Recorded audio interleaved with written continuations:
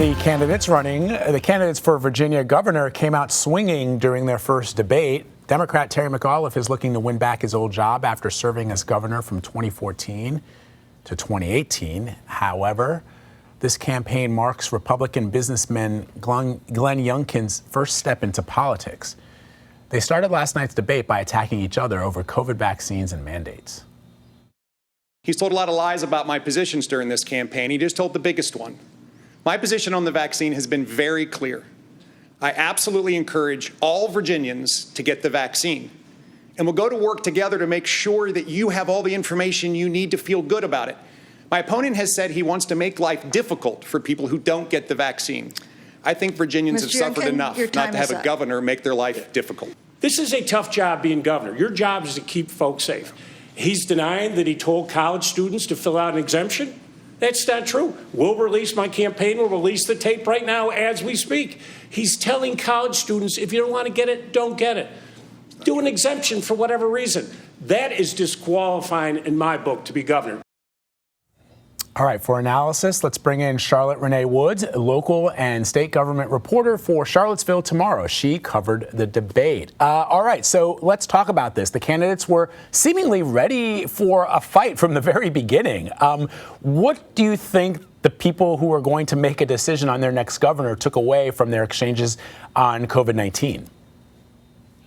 I think last night offered a bit more clarity on some specific policy stances. I think the jabs and the fighting, it's a debate. They were prepared for this. It's also a really tight race in Virginia this year. It's very much a politically purple state, really. And so right now, we previously saw a blue wave.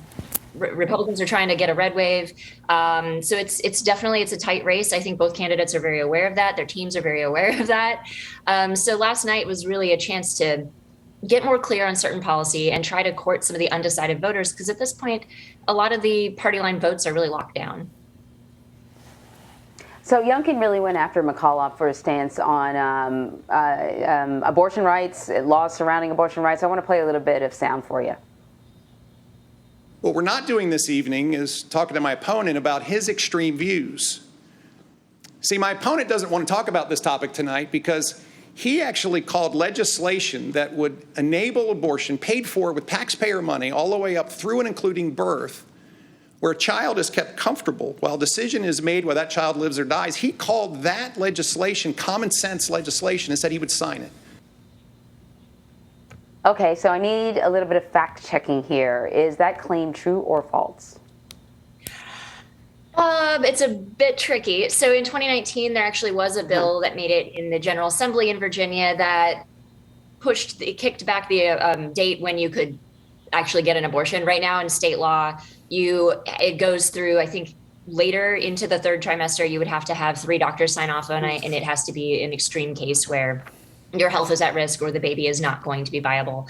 And McAuliffe has always been very staunchly pro-choice.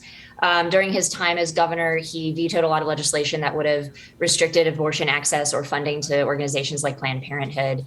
Meanwhile, Youngkin has always said that he's pro-life. So I think that statement, it's hard to fully fact check that one. I think we'll have to see.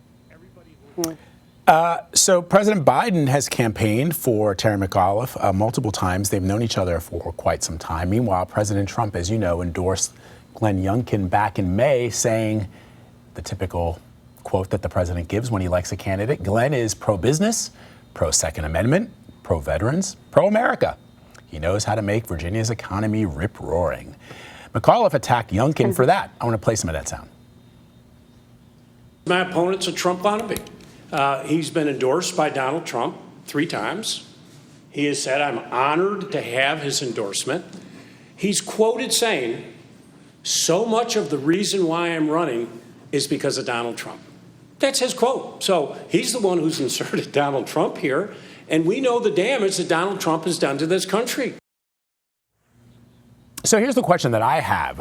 Has Youngkin embraced the big lie? Has he gone on the record to suggest that President Biden was not legitimately elected, that the election was somehow rigged or stolen from President Trump? Because that is the statement this week once again, from the former president. So yes, McAuliffe has spent a lot of the campaign really lumping Trump in with Youngkin because let's face it, Trump is a very divisive figure. People love him or hate him. And so much of this campaign has really worked on lumping him in. And I mean, Youngkin has endorsed, Trump has endorsed Youngkin. Mike Pence has campaigned for Youngkin. So it really makes sense that, if you've got voters who are a bit more concerned about not having a quote Trump wannabe in the helm of their state versus specific policy proposals, it makes sense that they would target it and paint it that way. Additionally, Youngkin has danced around election integrity, and last night he was asked very specifically, like, would you say that if McAuliffe wins, you would support it? He said, yes, but I don't think that he will win, or I don't think that will be the case. Meanwhile, when I spoke with Youngkin earlier in this election, he did talk about wanting election integrity was for the longest time one of the only policy stances he had listed on his website. It's one of the things he spoke with me about, wanting to find ways to help tighten election voting process and make it more clear. He wants to reinstate voter ID when you vote. So there's a huge amount of money going into both of these campaigns. Can you break down where this money is coming from? Oh, yeah. So actually, funding-wise, Youngkin has outraised McAuliffe at this point, which is interesting considering McAuliffe is usually one of the top people to get money for elections, if not for himself, but for other people around the state. At this point, yes, Youngkin is in the lead. A lot of his money actually is self-funded, though. His top three donors are himself, a Republican Governor Association, and an LLC, which his name is also attached to. Meanwhile, McAuliffe's top donors are various political action committees and special interest groups. So what we usually get polling right after these things. What do the polls suggest about what happened last night? Who had the best night? I think both campaigns think that they won. I definitely got some emails in my inboxes from the campaigns and political parties outlining that, but it's to be expected after debates. I think last night they definitely took a lot of jabs at each other, but the debate itself, I think, helped offer some more clarity on specific policy stances or issues. That said, the candidates have flip-flopped on a couple of items. I know that Youngkin has been very clear that he is pro-life throughout all of this, but there was a video released recently, which McAuliffe used in an attack last night, about how Youngkin was telling some of his voters that he won't go on much of an offense on protecting the access or attacking the access to abortions until he's elected, because he's trying to court moderate voters, which at this point in the campaign, this is the audience both candidates are really going for. Meanwhile, McAuliffe has previously come out and said that he wants to end qualified immunity for law enforcement officers. I saw it on his website very recently, as of a few days ago.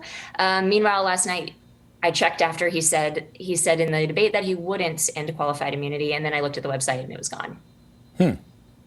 They're both candidates, yeah. Very interesting. Charlotte Renee Woods, thanks so much for joining us. Really interesting.